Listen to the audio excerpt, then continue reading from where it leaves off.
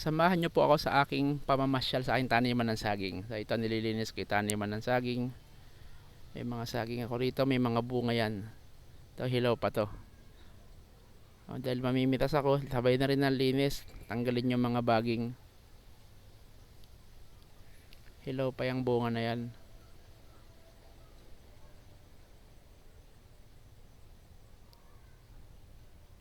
Yung tinatapakan ko nga pala na yan, may tubig yan, kangkong yan nakatanim dyan. Hindi lang kagandahan ng kangkong ngayon gawa sa sobrang tindi ng sikat ng araw.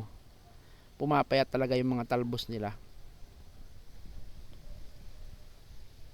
Ingat-ingat lang, baka may snake.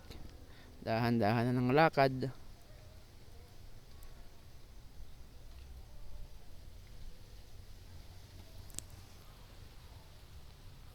So medyo malinis yung dulo niyan kasi mataas yan eh.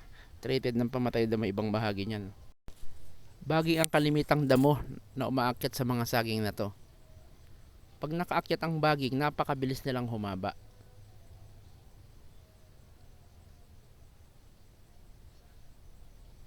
Ito hilaw pa to. Hindi ko muna kukunin.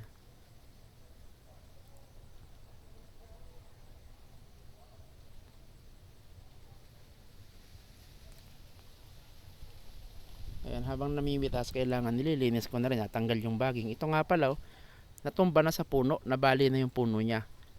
May mga hinog na rin.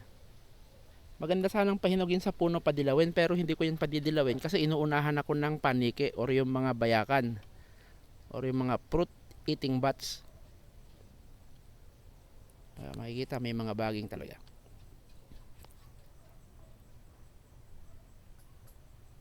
Ito magulang na rin to. Para tandaan ng magulang yan, pag nakita na yung pinakapusod ng saging ay talagang maitim na. So yung pinagpitasan niyan, pinuputol ko na rin yung pinakakatawan ng saging para magbigay daan din naman sa ibang mga shoots or yung ibang mga anak niya sa gilid.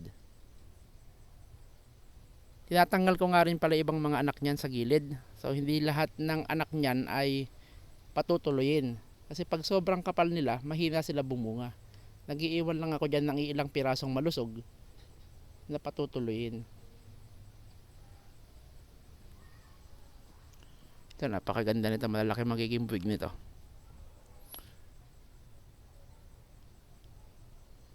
Ito ulit, tatanggalin ko to. Kasi makapalang anak nito eh. Itong saging na to. Yan. Ito yung last na pipitasin ko.